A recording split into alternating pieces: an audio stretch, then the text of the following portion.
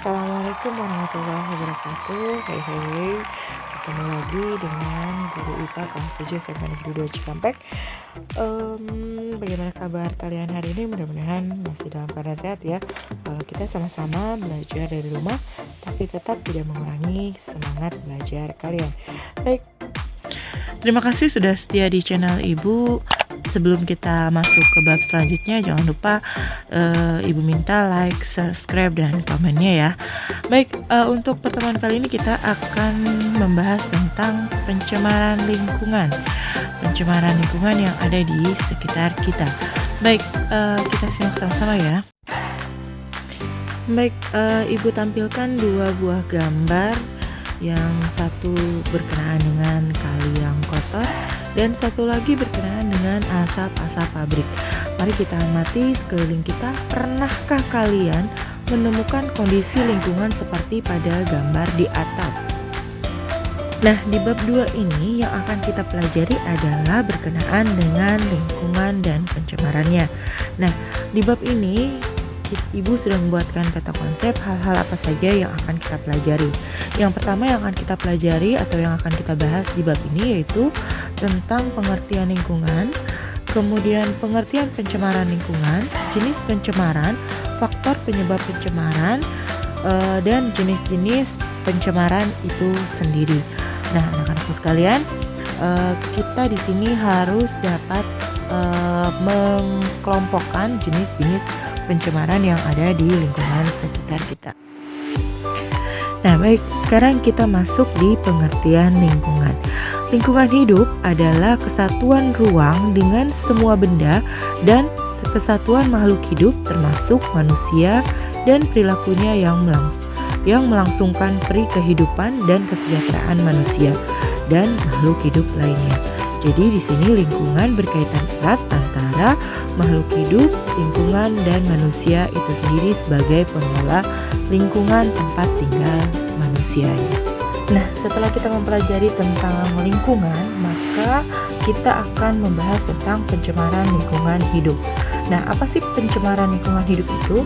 Nah, pencemaran lingkungan hidup yaitu masuknya atau dimasukkannya makhluk hidup, zat, energi, dan atau komponen lain ke dalam suatu lingkungan hidup oleh kegiatan manusia sehingga kualitasnya menjadi turun sampai ke tingkat tertentu yang menyebabkan lingkungan hidup tidak dapat berfungsi sesuai dengan peruntukannya kembali.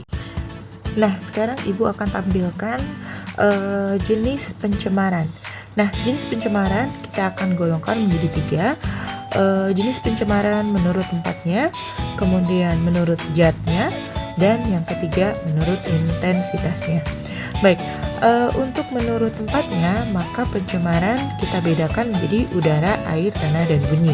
Sementara berdasarkan zatnya, maka jenis pencemaran dibedakan menjadi pencemaran kimia, fisik, dan biologi.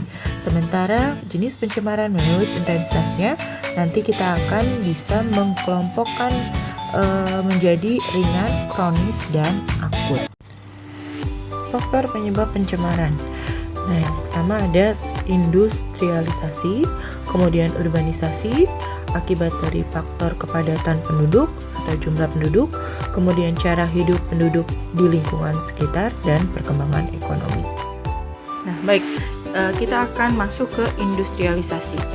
Nah, menurut Peraturan Menteri Perindustrian Nomor 35 Tahun 2010 mengenai pedoman teknis tentang kawasan industri, seharusnya kawasan industri itu jauh dari pemukiman penduduk. Nah, namun pada kenyataannya hal ini masih saja terjadi bahwa industri-industri yang terbentuk atau terbangun saat ini itu belum memperhatikan permen tersebut sehingga mengakibatkan dampak yang bukan hanya positif namun juga negatif bagi lingkungan sekitarnya. Ada beberapa industri yang masih belum memperhatikan keramahan terhadap lingkungan sehingga mengakibatkan berbagai polutan yang masuk ke dalam lingkungan, dan ini mengakibatkan terjadinya kerusakan terhadap lingkungan dan menurunnya tingkat kesehatan manusia. Faktor yang kedua yaitu urbanisasi. Manusia selalu berusaha untuk memenuhi kebutuhan hidup mereka, mulai dari sandang, pangan, dan tempat tinggal yang layak. Nah, untuk pemenuhan kebutuhan ini, maka manusia akan mencari berbagai faktor untuk dapat memenuhi kebutuhannya itu. Nah, untuk memenuhi kebutuhan hidup manusia, maka manusia melakukan berbagai cara agar kebutuhan hidupnya dapat terpenuhi. Tak jarang untuk memenuhi kebutuhan hidupnya, maka manusia melakukan proses perpindahan dari suatu tempat ke tempat lain.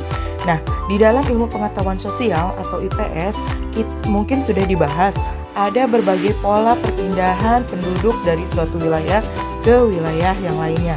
Nah, salah satunya adalah urbanisasi. Urbanisasi adalah perpindahan penduduk dari desa ke kota. Nah, perpindahan penduduk dari desa ke kota inilah yang menyebabkan menumpuknya penduduk di wilayah perkotaan yang berimbas pada polusi lingkungan di sekitar yang dihasilkan oleh penduduk di wilayah perkotaan tersebut. Faktor yang ketiga yaitu destinasi penduduk. Masalah lingkungan yang utama menurut Emil Salim adalah ledakan penduduk dan perkembangan teknologi.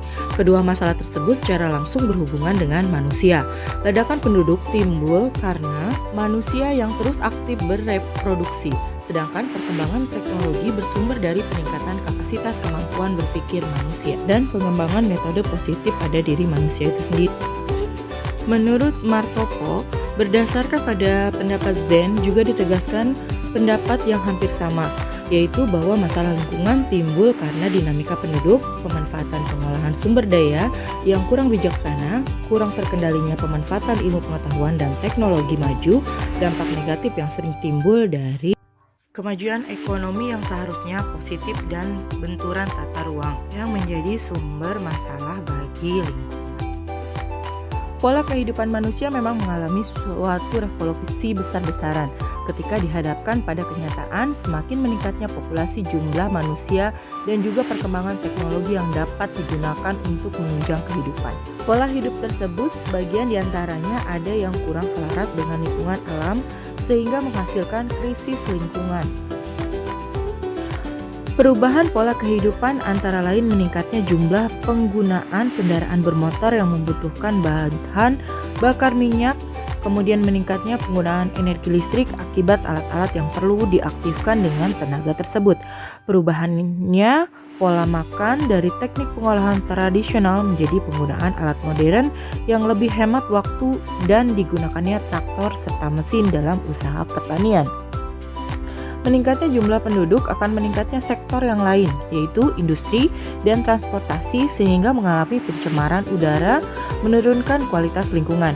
Data Environmental Production Agency pada tahun 2017, jenis gas pemicu pemanasan global adalah karbon dioksida, metana, nitrous oksida, F-gas, sektor penghasil gas rumah kaca diantaranya adalah kelistrikan dan industri penghasil panas, pertanian dan perubahan lahan, industri, transportasi, dan gedung, juga sektor energi lainnya. Nah, itulah tadi anak-anak betapa berpengaruhnya kenaikan jumlah penduduk terhadap lingkungan. Ini baru salah satu dari aspek akibat dari meledaknya jumlah penduduk. Faktor yang keempat yaitu cara hidup. Nah, semakin bertumbuhnya manusia atau meningkatnya populasi manusia, maka cara hidup yang dilakukan oleh semua penduduk atau manusia itu sangat berpengaruh terhadap lingkungan, menjadi habit atau kebiasaan. Nah, semakin banyak orang maka habitnya atau kebiasaannya berbeda-beda. Nah, kebiasaan bagi manusia yang positif mungkin akan menimbulkan lingkungan berdampak positif juga. Contoh, ada komunitas-komunitas yang masih masih peduli terhadap lingkungan dengan cara melakukan proses kali bersih atau reboisasi. Nah, namun habits yang tidak baik inilah yang sangat berpengaruh terhadap lingkungan.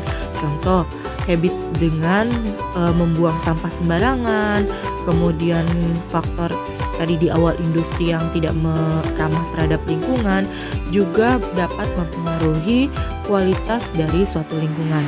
Nah, maka dari itu cara hidup bagi kita manusia harus memperhatikan lingkungan karena kita tinggal di suatu lingkungan, maka harus memperhatikan lingkungan itu sendiri. agar tidak tercemar. Faktor yang terakhir adalah perkembangan ekonomi. Nah, seiring dengan perkembangan ekonomi maka akan mempengaruhi habits atau kebiasaan dari manusia dan akhirnya akan berpengaruh terhadap lingkungan. Tadi sudah saya terangkan di awal dan sudah saya singgung mulai dari pertumbuhan penduduk, faktor karena pertumbuhan penduduk dan faktor dari kebiasaan penduduk atau manusia di suatu lingkungan itu sendiri.